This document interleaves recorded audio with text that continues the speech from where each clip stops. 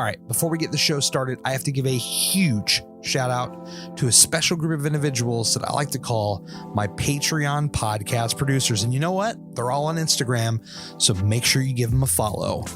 Daryl at Your Level Fitness, Kaitlyn at Kaitlyn Elise, put 3 Y's in her name, Crystal at Reduced Fat Mama, Joey at Joey Losing Weight, Vanessa at Vanessa Ray's Journey, and Amanda at Mutts_and_miles. These guys are helping this show to move forward in a huge, huge way. And if you want to join this special group of individuals, make sure you stay tuned at the very end of the show for more details.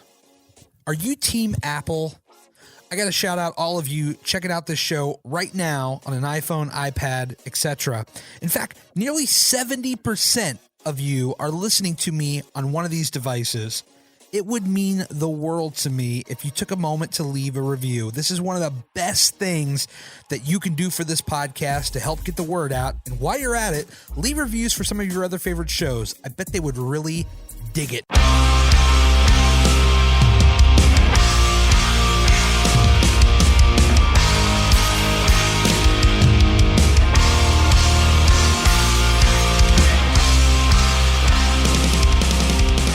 Dan, how are you, man? What's up? Sorry, it was ringing so long. It's like for some reason I'm clicking, it wouldn't pick up. I'm like, what the freak, man? No worries. What are you using Skype on? On my Mac. Oh, cool. Yeah. Laptop. I'm sorry. It's just like a techie. I'm a nerd, dude. No, it's all good. What the thing is that I generally, if I can avoid doing an interview on my phone, with just my headset, I do, because I think that the mic quality that I can plug into my Mac is better. Oh yeah, for sure. You know, so like I feel like for your benefit, like I can talk on this and it's probably going to be better and clearer. Well, I can tell you, I definitely appreciate that, and I think you've heard at least one of my shows. So the record button's already going. It picks up mid conversation and all that jazz. But yeah, no, I hear you, man. I've actually got sometimes I do it on the Mac, and then other times I've got this more portable. I'm all about portability. Like I did podcasting and internet radio for like probably 7 or 8 years tied to a desk. And granted, I'm at a desk right now, so this is not going to make sense when it comes out. But like, I really wanted the versatility of being able to do my podcast literally from anywhere. And so when I started this podcast 2 years ago, I picked up a Zoom H6 portable recorder. This thing runs off batteries, but I don't even use that. I have it plugged up via USB up to a either power like I have right now, or if I'm out and about, then like it's like a battery bank of some kind. And then I have like my guests, when they're not in person, I have them running through Skype, actually on my iPad of all things. And nice. I mean, you sound like crystal clear. That's great. That's awesome. There's a lot of good technology out there to be like portable or to not have such big equipment to do this. Yeah, and it's changed a lot, Dan. I got to tell you, I mean, when I first started out, dude, I was on my dial-up connection, calling a service called Blog Talk Radio, which I think they're still around. Wow. Yeah, dude. And they, so basically it's really simple. So like you log onto their site, and you don't really need fast internet for their site, because the way that your voice reaches their equipment is actually by telephone. And literally the only thing your computer needs to do is interface with their switchboard, so you could take live calls, and all you're literally doing is having to click answer or hang up and reply to people in a chat room. So it doesn't really require a lot of resources on your computer. But the problem was in that time is that there was not really the advent of like higher quality equipment. I mean, the equipment was there, but like the ability to just plug it in to any old computer, you had to have like a very particular computer. In their service at that time, you couldn't just call them with your high-end equipment. It was like a whole thing. So you had to use like I used to use a landline because it was the cleanest sound, and you call up the thing, and yeah, man, it was crazy. That was a trip. I went to in August. I went to this conference, the podcast movement. No kidding. Oh, it's great. the one thing is for what we do, you're not necessarily going to network in terms of getting guests for this type of show. Yes. Although I did get a guest for the show from there. Actually, I got two. Nice. It just, listen, weight loss is something, and weight gain and weight issues are things that plague everybody. Yes. So it did, when I started telling people about what my show was, I did get a couple of guests that way. But it was really awesome to be around other podcasters who were so motivated about their shows and thinking of really interesting ways to try to, grow the audience and finding ways to even monetize if possible. It was really good. But one of the things can you see me? I cannot see you now. Okay. No, that's not a problem. I was going to show you something, but I can even send it to you. There was this one piece of equipment because, like any expo, they have like all the vendors showing their, updated, new equipment. But there was one thing by Shure, Shure, the microphones. Yeah, I'm talking into a Shure SM58 right now.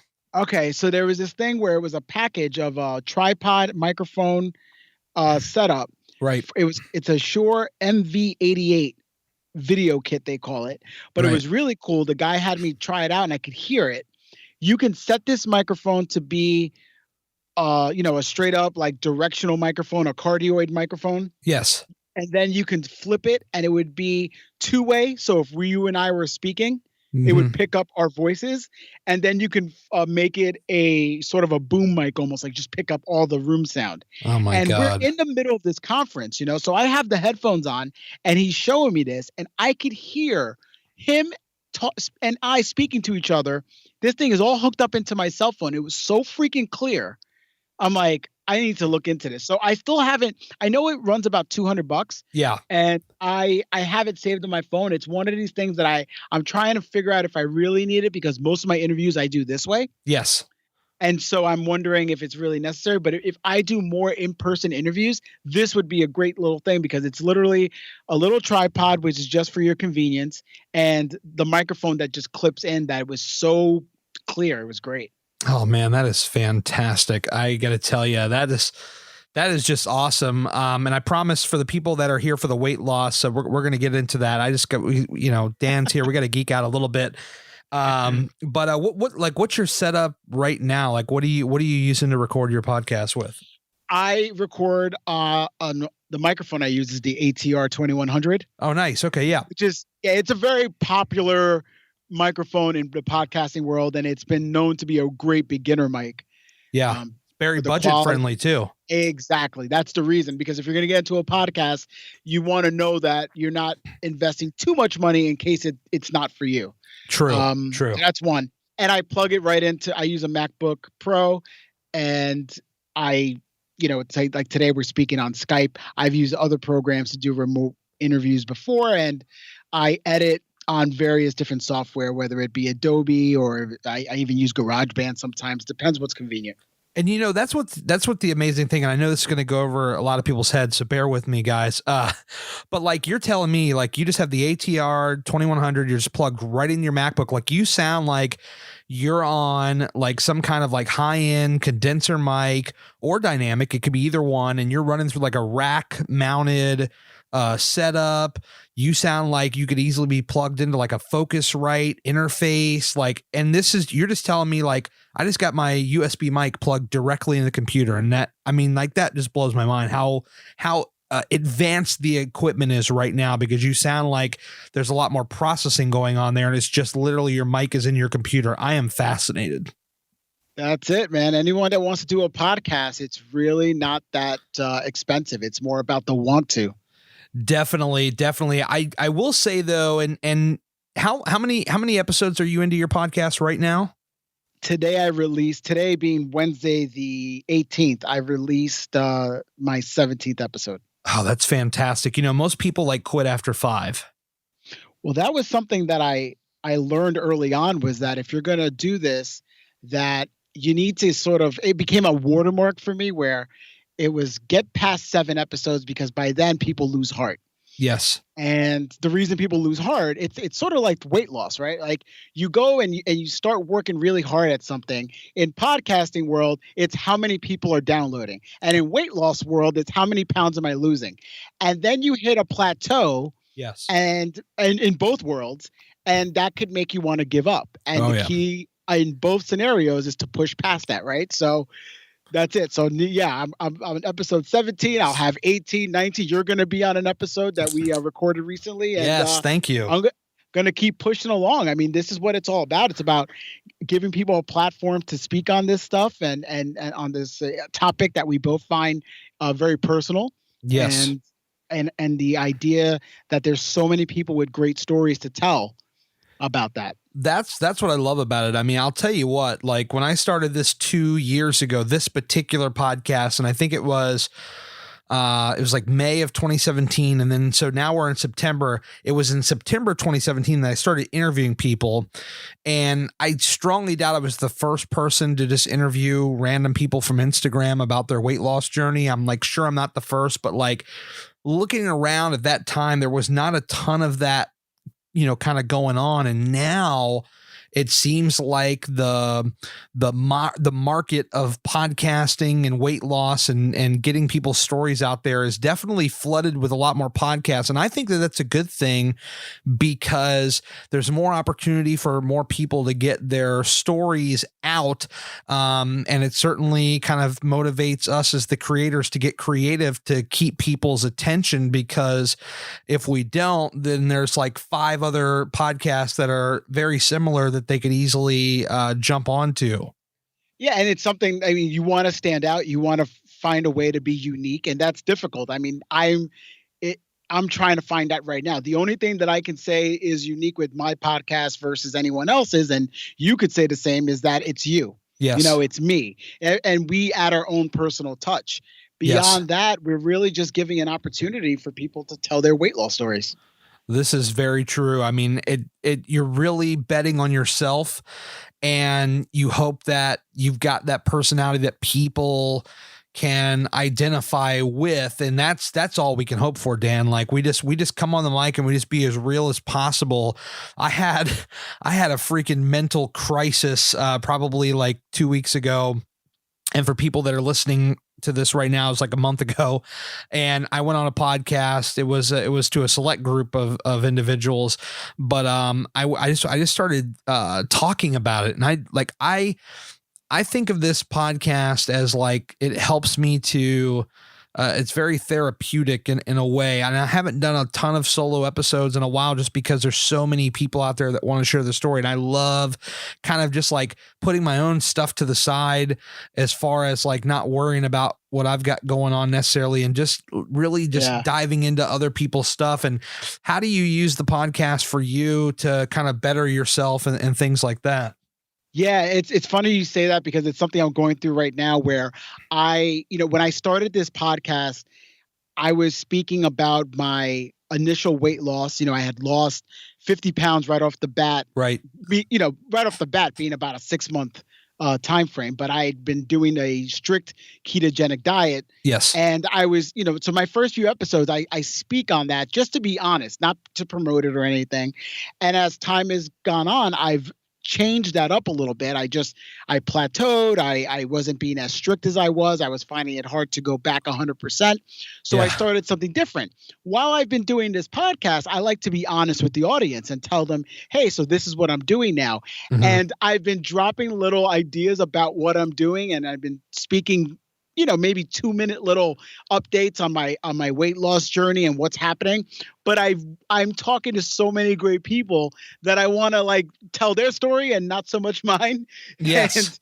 But I also know that people that tuned in, especially initially, and I can tell from the downloads, they like to go back to my initial story, because the personal stories of everyone, yourself, myself, and the people we get to interview, those are the things that are going to connect with people, because that's real. Oh yeah. And that's the thing, no matter where you're coming from, speaking about being overweight, being uncomfortable in your own skin, being unhealthy, being out of breath, these are things that so many people go through. So I try to always remember to bring that up once in a while, to relate with my guests and tell a story while allowing them to tell theirs. Yes. And to always speak to my audience, whether before the interview, during, or after, to let them know what's happening with me, so that we're sort of going through this whole thing together. Definitely. Excuse me. There's always trying to find that right balance, because when I have somebody on, I try to, like, if I think that there's a good point that I can make, I'll sneak it in there somewhere. I don't know, sneak is the right word, but I'll slip it in there somewhere. But it's like trying to walk that balance, because like you don't want to like overtake the other person's story too much. But like if I feel like I have something that could relate to what they're saying and could also be a good bullet point for somebody to think about, then it's good to get that stuff in there. Absolutely. Yeah. And just while we're on the podcast, to kind of put a bow on that, like when did you decide that, like, podcasting was something that you wanted to do? I mean, I'm sure that you probably listened to a bunch of podcasts, but like, when does, hey man, I really want to just jump on and do this podcast thing. Like, when does that become a thing for you? So I have to give all the credit to my wife, who's also someone that produces the Big Fat Life podcast. Yes. Because, she was telling me it's a certain mindset. I've been listening, like you said, I listened to so many podcasts. I was eating them up from such a variety of topics. It didn't all have to do with, actually, none of them initially had to do with anything with health or weight loss, just things that interest me. Yeah. And I would listen to a great episode about something, and I would tell her, like, oh, this guy or this girl, they did this great story, and I listened to it, and it was motivating, and wow, what a story, and this guy's show is so great, and I would go on and on and on, and she would look at me when I'm done talking and say, when are you going to do your podcast? And I was like, what are you talking about? And she goes, I'm sure it's not that difficult to do one. She goes, I think you have a good speaking voice. Why wouldn't you do a podcast? So the next, I would say 2.5, 3 years became me really trying to figure out, what do I want to talk about? Because I can rant with anyone. Like Gary, if you and I were just walking, we would just probably talk for 3 hours about anything, because easily. That's just, I know you're a good talker, and I can talk, rant on anything. I'll go from sports to, theology. Like I can yes. talk.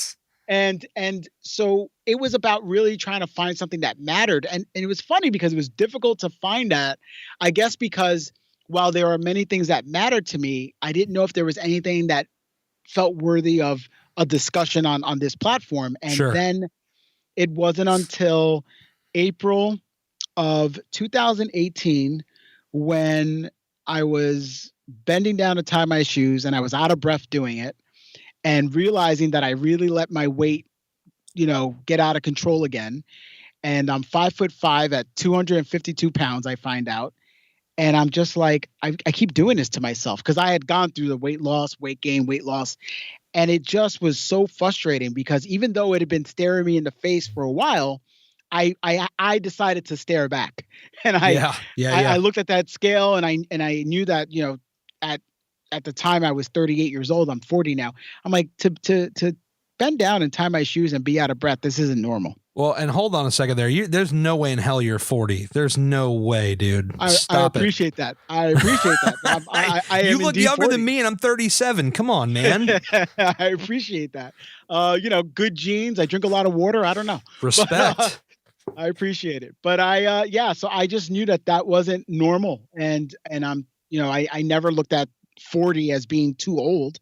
I actually think it's still very young. So for me, it was, how do I change this? And as I was starting to go through this process, it just dawned on me that there are so many people that go through this. I'm not alone. I know I wasn't alone. And this is before I was even in the Instagram community of all these people who are going through this. Yes. I found them as a result of what I was going through. and it just opened up to me where I thought, yeah, there's other people doing podcasts about this, but you know what? I'm going to tell my story my way, and I'm going to see where this goes. It was important enough to me to make it about a podcast about health and to stay accountable. It's something that so many people who do, all their progress on Instagram and social media, they always say the same thing. It's to stay accountable, because it's true. If you put it out there, now you have to answer. Yes.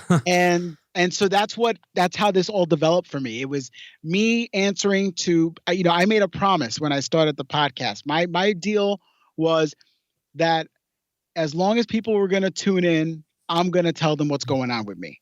And I'm going to be honest. And sometimes honesty sucks because, when you think you're doing well and you're working on weight loss and then you realize that you gained 2 pounds because you did a few things that week that you weren't supposed to, it's you gotta face it. And then that's the hard part, but that also is what keeps me moving forward. Yeah, and that's super important is always, kind of going forward, because you'll see those, those kind of stumbles and falls, and especially early on, like when you're really like hyper focused on that scale. And I mean, if you've heard a number of my podcasts, you'll know that the scale is something that I think is it can be a great tool of information, but I think that it doesn't tell quite the entire story. But early on, when you're first starting, I mean, that scale is like everything. That scale is life. And I was going to actually say, I mentioned, 2 pounds I gained, and you start getting hard on yourself. I realize, and I have heard you speak on this, that it isn't the end all be all, and it isn't something that always tells the full story. There's so many other things. Like currently, the way that I eat, I'm working with a nutritionist, Right. And she has me measuring everything. When I say everything, I take weekly measurements on my neck, my around my back to my shoulders, then my chest on its own, then I have my upper waist area, and then below my navel area, and then there's my hips, my thighs, my calves, my biceps.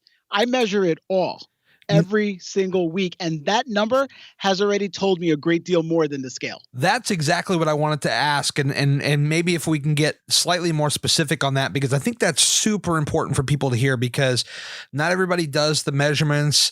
A lot more people focus, obviously super heavy on the scale, and if that thing moves so much as a pound up, they're drastically changing everything, because oh my God, how am I going to explain this to everybody? So talk about that a little bit more. Like let's just say an example, like a 1 to 3 month period. Like what kind of story do you see through those measurements?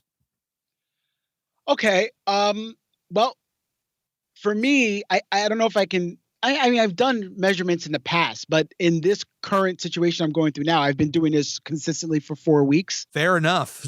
Show me what you got on that 4 weeks. Yeah. So, for example, I started at 215 pounds, which for me, remember, I was 252. I had gotten down as low as 192. Yes. Then I went on vacation, and then I wasn't eating. I wasn't tracking anything, and I gained weight inevitably. So when I got up to, I knew I wasn't losing any weight. I kept hovering around 215, 216. And I was finding it really difficult to go back to my old way of eating. So Brianna Koleva, who's my nutritionist, she was actually on one of my episodes. She offered to do 2 months of nutritional training with me. And so I took her up on the offer, and the measurements started telling me how I could lose maybe 1 pound right in a week and think that wasn't a great deal of a loss, let's say, because I thought I did more to achieve more, but I'll literally see 2 inches come off my waist. Oh, that's incredible. Or like an inch off my neck. It varies. There's my body. Everyone is a little bit different. My body likes to lose weight from the top down. So like I'll start, my face will start getting skinnier. My neck will literally, because of the measurement, start going down by like a 1/4 inch, 1/2 inch, even as much as an inch it's happened. Yeah. Then it'll be like my chest and my shoulders. My midsection, I like I said, that high waist measurement, which is above my belly button, will go down. Maybe I had 1 week where it went down 1.5 inches to 2 inches, but then the rest of me stayed the same. And so that's just the way I lose weight. But what I like is I had a week. You try to stay strict on something, but as you know, if you stay too strict and too rigid on a plan, yes, it's easy to fall off of that because then you think you failed. So I've had where, like when I speak with my nutritionist, it's how compliant were you this past week? So I'm honest. I'm like, well, I was 90% compliant. Why was I 90%? Because Friday night I had drinks with some friends.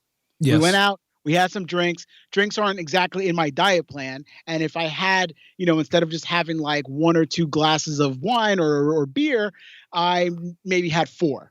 And I went, and that's just the way it is. But as she explained it to me, like that's going to negatively affect your gains or your losses, right? So I just have to live with that. And for me, it was like, well, because of that, I'm probably holding more water. And because of that, I didn't lose more than a pound, but I can literally see that I'm smaller than I was last week, that my chest measurement or my neck measurement or my bicep measurement, that there is shrinking going on, that I'm actually losing mass. And that's Right. what I want to do because I'm too big. So those are the things that keep you motivated when the scale isn't going to tell you the story that you want to hear. And it's a true story. It's more true than any scale because of that. Because the weight fluctuations can take place for so many reasons. I gave you one example now, but it can be another example. Say you have a tough day or tough week, just the way it is. Work is hard. Yeah. You got some life thing going on that's been really stressful. You got, it just feels like you're not sleeping enough because you're just having one of those weeks. There's so many things that happen biologically, from your stress hormones spiking that are preventing you from literally dropping any weight, to the amount of water that you could be holding. And those things are working against you. And then you feel like you're failing. Meanwhile, you still might be losing inches somewhere. So Sure. It's good to see that. Oh yeah, I can identify with that, because this month, or this past couple of weeks has not been the best. I'm going to tell you that right now, but I'm working on it. I'm trying to get it all. I'm trying to get my act together over here. What's been going on? Well, it's just mental stuff, man. Like I'm just like, I know for a fact I'm overworking myself. I know that, like, for a fact. I've got my main job. I've got this. I've got videos that I'm trying to make that I haven't recorded in a couple of weeks because I was like, I need a break. And I think a lot of that, dude, is just piling on, and it's contributing to a negative mental health kind of state, like a really bad area to be in. And I'll go to the gym and I'll work out, and my head's not in it. It's like the movement is there. I can feel the sweat. I can see the calories burnt, but my head is not there. And that's a big problem to me. So I'm just trying to, like, walk that balancing act there, and trying to figure out, like, how to turn this thing around so that I can, get up every day with a more positive, like I have been. And it's the one thing about mental health is that, and we can talk about kind of like what you've dealt with, but, like, I know for me, like, when I go through, like, an episode like this, it just comes out of nowhere. I could be having a great week, a great month, and then boom, like, something happens, and the next thing I know, I'm having, like, a bad 2 or 3 weeks, and that it really sucks, man. You deal with anything like that? I definitely so the things that resonate with me with what you just said are things like when you go to the gym and you're going through the motions, but your head's not in it. Yes. I've certainly had that. And I've actually had that lately. I like to be a creature of habit. I like to have a routine, Yes. but quite often I get thrown off that routine. It's just the way things go. Life, this podcast alone, maintaining it, working on it, and trying to push social media, that takes time. Oh God. Yeah. And that's just one example of something that will pull me off of my routine. But the thing is that I've learned, I'm still learning. I shouldn't say like I learned, like I figured it out. I'm learning that consistency, pushing through those, just like you push through a plateau, pushing through that mental plateau, it's all about just literally, you say going through the motions, at least you're going. Yes. At least you didn't give up, and you keep going until you will sort of come back to that. Oh, I'm ready today. I feel that extra zip. I'm ready to go. And you didn't lose that week or 2 weeks because you decided it's not for me today. Unless you're injured, obviously. But I find that just getting myself there, whether it's at the gym or if I decide, you know what, I just don't want to be inside today. Sometimes that happens to me. I'm sick of being inside a gym. Yes. For an hour and a half. Like I want to go outside. So I'm like, I'm just going to go outside. I hate, I don't like to run. Yeah. Just like you, like the physical feeling of running isn't the greatest thing, but I'll do it. And whether it's a half mile, a mile, 2 miles, whatever I'm feeling that I can push myself to, pushing myself will always make me feel better at the end of it. Oh yeah, definitely. That's true. And so I try to remind myself of that. It's practice, it's consistency, it's repetition, it's being prepared, those things will always help get to that next thing. And that's what I deal with. I it's not always easy, and sometimes it's actually all the time. It's so much easier to just stay in bed sometimes. You know? Oh, definitely. I'll tell you what, though, tell me if this makes sense to you. I want to run this off a complete stranger, for lack of a better term. I know we've talked before, but tell me if this makes any sense at all. Like, so like, I was doing this thing where like one day out of the week, I was like randomly going to like a state park in the area and just like walking around. Like, so instead of going to the gym, I'd go and walk like 5 or 6 miles at a park, right? Like fast walk. I did a little video. It was kind of fun. How the hell does it make any sense in the world that like, I felt like because I didn't go to the gym that somehow I was slacking? Isn't that weird? Like I went to this park and I burned like 800 to 900 calories walking around this damn park for 2 hours. And I felt really good. But for some reason, Dan, because I didn't drive up to the gym and lift some weights or get on a stair step or the treadmill, for some reason, I felt like I was slacking. Is that weird? Is it just me or what?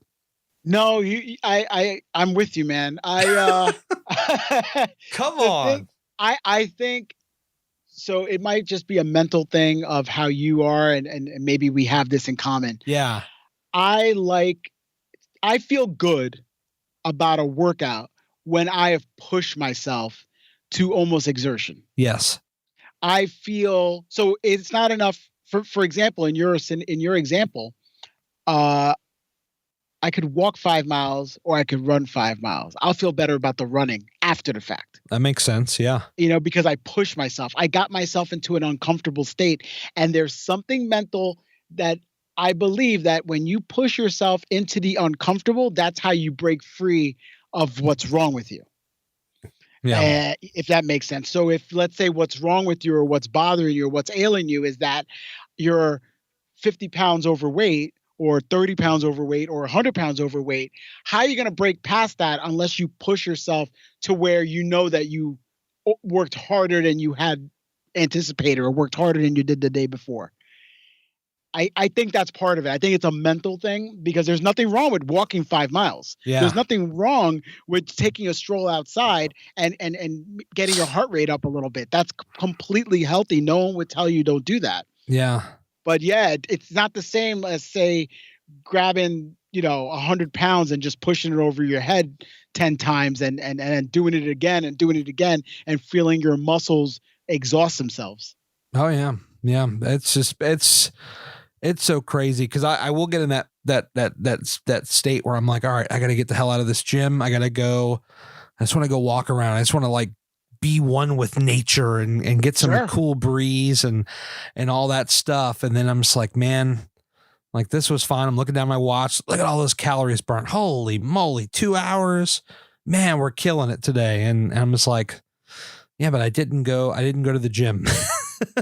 It's so weird. So do you think it's the actual building of the gym, or do you agree with me that it's how you exert yourself? I think it's a little bit of both, because I too am a creature of habit. Like I told myself, this is my plan. I'm going to the gym and I need to go to the gym. But then there are just some days where I'm just like, because I like to like tweak things and it's weird, because I like things that very much like with habits. But then I also like to like knock over the dominoes on the table, if that makes sense, and just do something completely different. It's weird, man. And to me, at the end of the day, I guess if I'm still like accomplishing something, I feel good about it. But like sometimes I feel like I just got to stop knocking those damn dominoes over.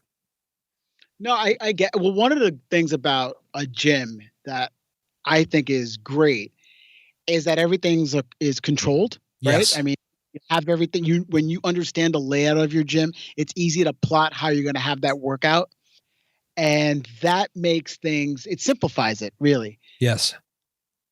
But yeah, we're animals in the end of the day. We like to be outside. We like to be when the weather is our type of weather, whether that's hotter or cooler, however, whatever makes you happy. When that opportunity presents itself, there's going to be those moments where we're driven to get some light on our face and get some air in our lungs that you can't get inside a gym. So I don't think there's anything wrong with that. I think it's great to do that too. I think it's probably healthier to do that and mix it up. Yeah. Yeah, I agree. I don't know. So, well, for me, I'm still figuring it all out, trying to figure out, which direction to go in. Cause I kind of feel like I'm kind of just in this like weird, like in the middle and, Right. still showing up. Like I'm still like trying to get the work done in the meantime. And then hoping that once I get that click, that when I go back, I'll start to feel it again, if that makes sense. So I don't know. We'll Yes. see. Sometimes breaks help too. Sometimes it's changing your routine for a week and then you go back to the thing you were doing and you're like, oh, I missed it. Yeah. Yeah. I did yoga for like 5 or 6 months straight. I didn't step foot in the gym. I did the DDP yoga and I felt really good. My body felt good. And I was like, man, I just missed this gym. I got to get back. And so I went back. And now I'm like, oh, now I want to go walk around these parks, and we got fall around the corner here. And I'm like, oh boy, I'll probably have maybe another month at best without freezing my ass off outside.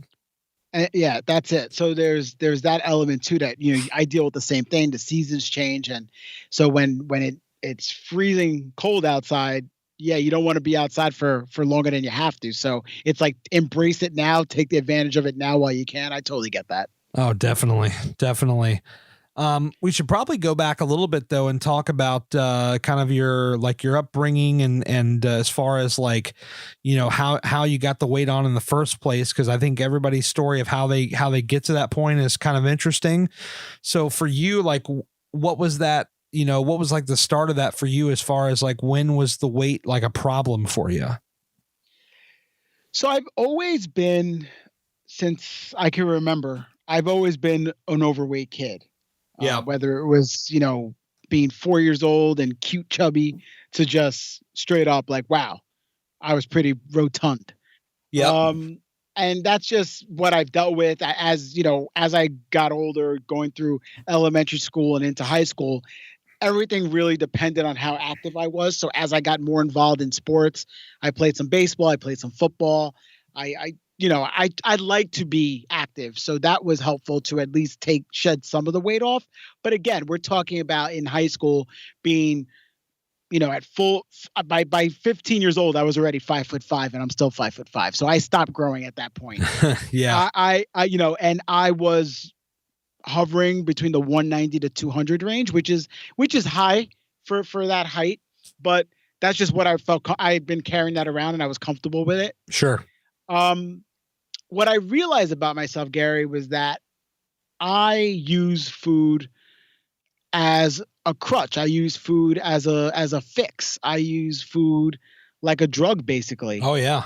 And I didn't really face that until this past time, the date I use, April 2018. It wasn't until I really did some soul searching and try to figure out, why do I keep going through this? Because there were several times after high school where I would gain weight, and I don't know how high I got. Maybe I was at 250. I certainly was beyond my comfort zone, and I had gained a lot of weight.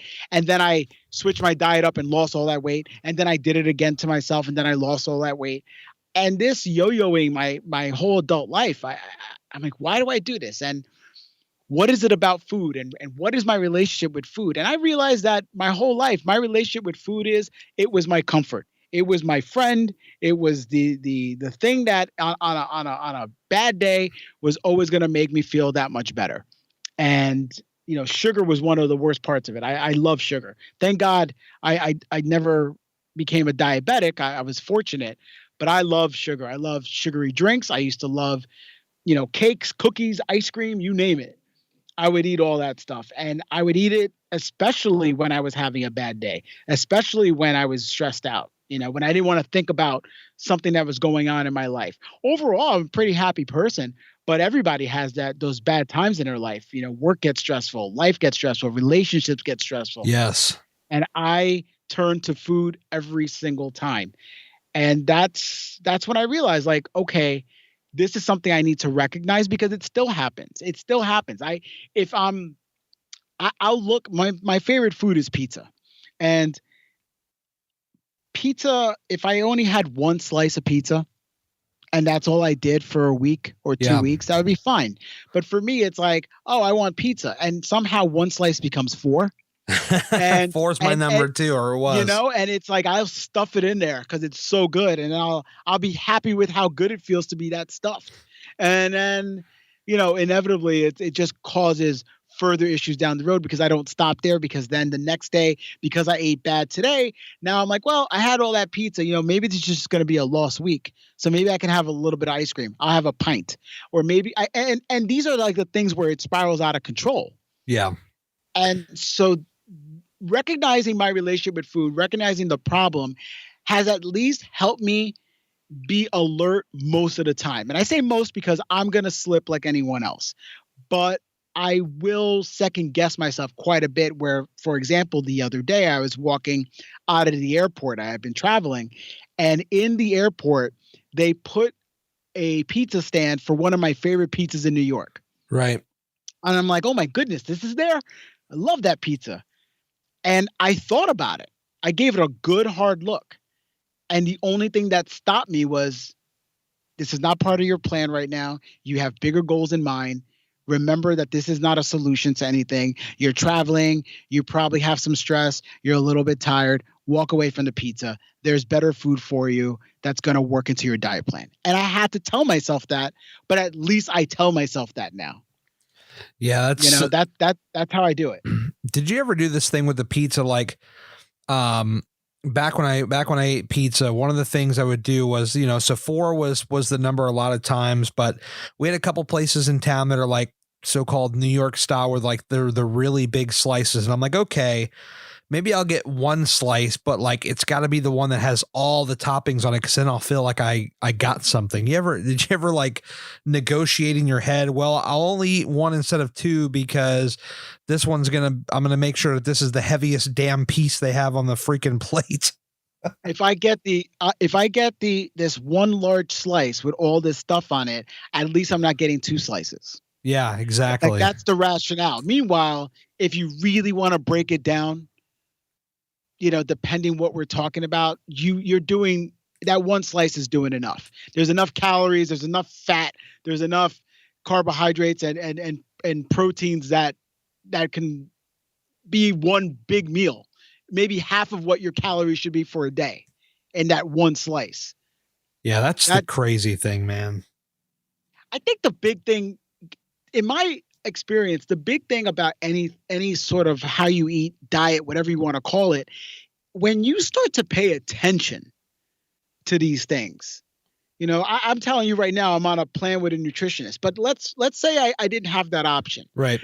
If I just step back and start looking at doing a little research, maybe thinking about, for my height, for my body, for my age, I should probably be taking in this many calories. So for me, that number right now, we're between 1,850 and 2,000 calories a day for where I'm trying to go. Right. That's the number that we came up with. So let's say I know that. Then it's a matter of looking at my food and really just giving some thought. Even if I ate out, there's ways to figure out, well, how many calories is in this meal really? And when you start to pay attention, it's astounding how much we overeat as a society in general. Oh yeah. Are you kidding me? It's crazy. It's very easy to overeat. It's extremely easy because we have these foods available to us that are delicious. It's some of our favorite foods that are packed with calories. They're very calorically dense. A slice of pizza with all those toppings, I'm sure you're talking about the extra cheese, the sausage, the bacon, all the goodies, right? Yeah, they have one here called the Meatitarian. It has like a little bit of every single meat that they possibly sell. It's ridiculous. Exactly. And so you pile all that on, and if you were to break down that slice of pizza calorically, and you saw that it was approaching 1,000 calories, well, for someone like myself, that means that for the rest of the day, I could only have equal to one more slice. So if I ate 2 of those, for example, I'm done for the day. Yeah. That's hard. When you look at it that way, it starts to become like, well, what can I do then so that I don't get hungry, but I stay within these calories? And then it becomes about volume of food. So like if I can eat a lot of broccoli, or if I can stuff in some vegetables of something I like in there, that's going to fill me and be less calories. So I'll feel fuller longer. Right. Right, Make sense? right. Yeah, oh yeah, definitely. And I know for me, like water is another thing where I'll just It, chug the hell out of that to try to fill me it's up. so important. It's something that as many times as I know, as I've learned that that's the case, that water is a big part of this, I forget. I just don't think about it. I have my 20-ounce blender bottle. Do you have one of these? No, I don't have the blender bottle. I get these gallon jugs from Walmart. Oh, that's even better, because then you have that gallon all day long. But I commute to work on a train all the time, so I try to keep it small. Sure, And sure. Yeah. I got this blender bottle that most people would get, let's say at the gym, where you mix in protein or a pre-workout drink. But I Right. use it just for water, and I fill them up. Fill up is about 24 ounces, and I just have to remind myself, like, fill it up again, fill it up again, fill it up again. And if I have, what is it? 20 ounces times 5 is 100 gallons. Yeah. Oh, I'm sorry, 100 ounces, which is, I'm doing math terribly. 6 of those would be 1 gallon. That's what it is. Okay. I'm So, terrible yeah, with math too. You're asking yeah. the wrong guy, Dan. Yeah, 120 ounces is a gallon. So 6 of these would be just over a gallon. So my goal should be to do that, but there are plenty of days where I don't hit that. Yes. And when you're losing weight or just trying to maintain your weight, water is a big one. Staying hydrated is one, but just filling your stomach up, as you said, is another one. I find that invaluable. And sadly, I forget quite a bit, but I think there's apps to help us remind that. I haven't used that yet, but maybe I'll do that. Yeah, the first time I met Danny and Lexi, I went to their hotel, and both of these guys, they just got these gallon jugs, and I'm looking at them, and they're looking at me, and I'm like, that's really cool. And I'm like, you drink one of those like every day. And I was talking to Danny. He's like, yeah, man, one a day, sometimes more. And I was like, every since that week, that was like November of last year, like every since then, I try to get a gallon of water in a day. Like I was like, man, I got to get on that level, man. I got to get on that water game is strong. Yeah. And it's funny how it works, where the more water you drink, the less water you hold. Yes. So when people talk about things like water weight, it's actually helpful to drink more water, as it flushes out a lot of the excess sodium that you might be taking in, and you actually can see a truer weight if you do weigh yourself, let's say once a week or whenever you do. Yeah, anytime I've, because I obviously have had, some bad days in there where I've, probably hit some food a little hard. I will just, if I'm going to have one of those days, I'm like, all right, dude, well, if you're going to do this, you better be prepared for all this damn water you're about to drink. Cause I will definitely try to flush myself out as best as I can. That's for sure. When you have a day like that, when you're, let's say it's been a bad eating day that you recognize, oh, I definitely, are you aware while you're doing it, and do you just say, I don't care, or how does that work for you? I guess it depends on when I realize it, I'm trying to think of when the last one was. Probably about a month ago is when I really had like a bad eating day. And I think I realized like halfway through the day, I'm like, well, this day just went to crap. And at that point I'm like, well, all right, well, I'll just finish out today, and then tomorrow it's a new day. I always look at it that way. And some people might say, well, you should just stop yourself right there. But like, what good is that going to do? Because if you're already in that mindset, like it's going to be pretty hard to change your mind. So I look at it like, tomorrow's the new day. We're back up on it. As long as I'm not doing it for like 3 or 4 weeks straight, then I'm okay. And usually it's a day. It's literally one day, and then the next day I'm like back to normal. So that it usually depends on when I realize it. I guess it's worked for you though, because you've been on this progressive weight loss now for a while. Yeah, I mean, 100 pounds, man, that's no joke. I mean, people will say, oh, I only lost 20, 30, 40, whatever. I mean, these are like big milestones. You've got to acknowledge it and understand that even losing 10 pounds or whatever, that's still a big deal. Absolutely. I looked at, in 4 weeks, I lost 9 to 10 pounds. And at first I was like, when I started keto, I must have lost like 15 pounds the first 4 weeks. Yeah. And granted, it's a different diet, and a lot of people will tell you that when you go on keto, you lose a lot of water weight, whatever. But I still compared it in my mind. And then I realized, well, I did keto. There's nothing wrong with keto. I love anyone that, if that works for you, I think it's great. And it worked for me. Again, I have no problem against it, but it wasn't something that I wanted to keep doing. I just felt hungry and I felt like I had cravings that all of a sudden came up that I wasn't controlling very well. Right. And so now I'm approaching this with an idea that I hope to learn something about my nutrition, of what works for me. And I hope to find a good balance where I can eat a certain way, and maybe just like you, maybe I'm not going to shed 15 pounds a month. No. But maybe if I'm shedding 8 pounds a month or whatever it ends up being, consistently over time, maybe I'm not going to go backwards anymore. Sure. And that might be the better goal than to say I need to lose X amount by this date. Like, I don't think that's going to work for me in the long run. I ultimately just want to get to a point in my life where I'm finally happy with my weight, and I just try to maintain that. Because to be honest with you, again, I'm 40 years old. I don't think that's ever happened to me. Yeah, and that's not going to work for anybody, by the way. If you're the kind of person that's like, hey, I'm trying to lose X amount by this, it's just not working. I mean, I get people that DM me time to time. They're like, hey, I found your page. It's so, you're so inspirational. This is my goal. Wait, this is what I'm trying to do. Trying to lose this in like 6 months. I'm like, hold on, wait, first of all, thanks for the kind words, but here's how this is really going to work. I mean, and you'll probably see, some rapid weight loss in the initial, month or so, because your body's like, holy crap, what's going on? Wow, we're having a party over here.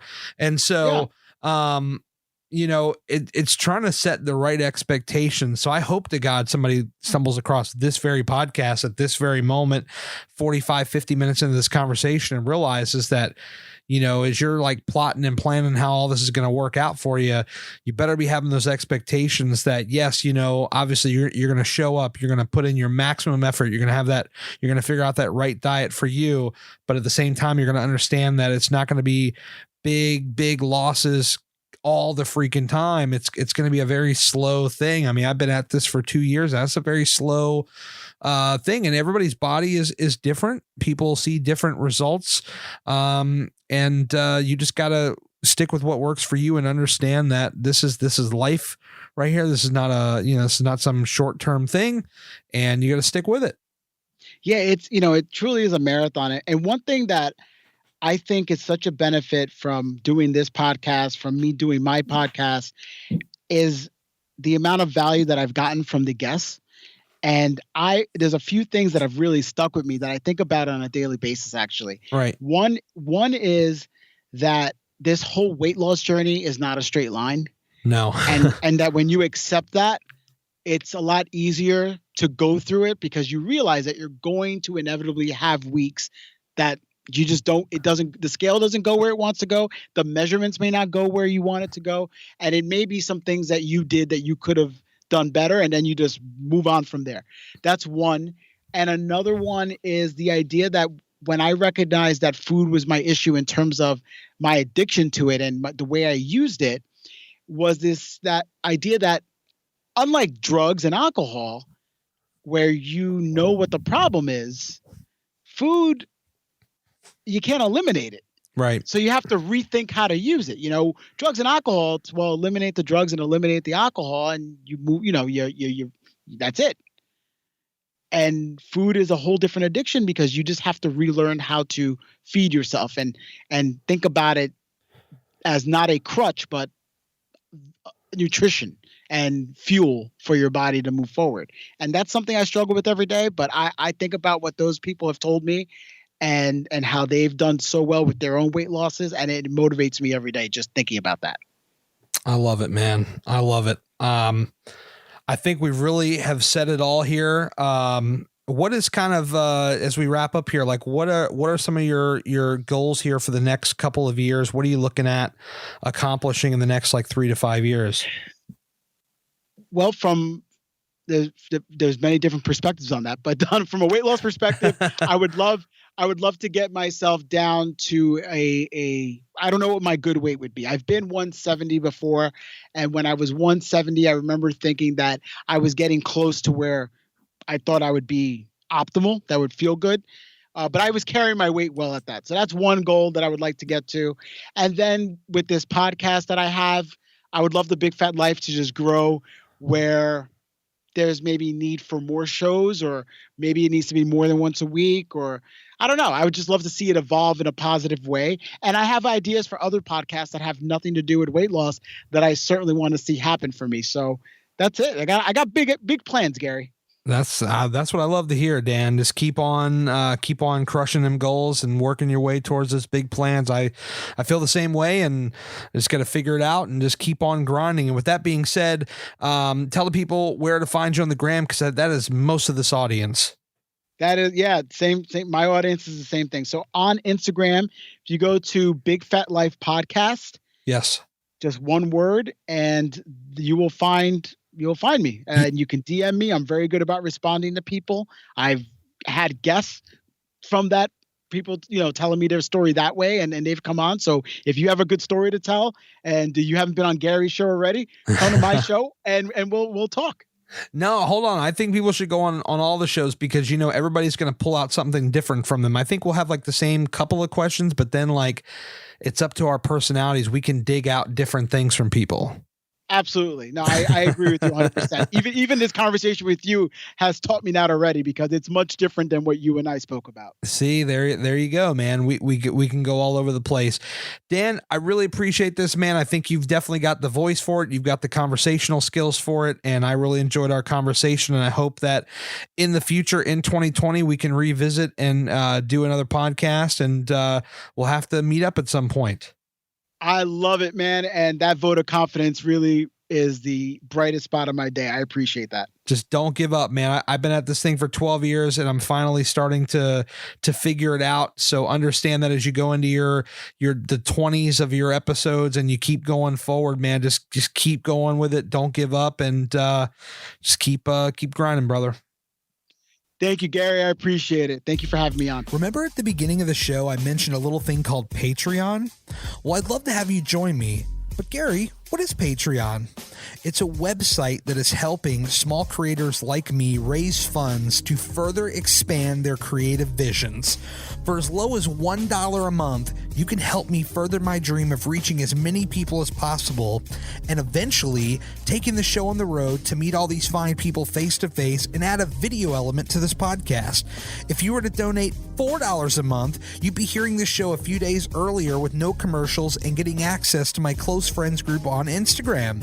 Donate $10 a month and you get all that plus your name right at the beginning of the show alongside other producers, but act fast. That tier is limited to 10 people. I've got a whole lot more to offer, and you can get all the details over at patreon.com/Gary Cantrell. If you made it this far, I really appreciate you. Thanks so much for checking out the show, and I'll talk to you again really soon. HardWorkAlwaysWins.com. It's more than just a clothing line. It's my mantra. I speak it, I wear it, I live it, and I'd love to have you join the Hard Work Squad. We're constantly adding new items to the store, including our brand new Future-ish hats, which come in a variety of colors, including camo. I mean, who doesn't like camo? We also just put our famous Splash logo in gold to match our OG logo, and there's so much more here. You just got to check it out. Here's the best part. Use the code PODCAST at checkout to take 10% off of your very first order and join the Hard Work Squad today.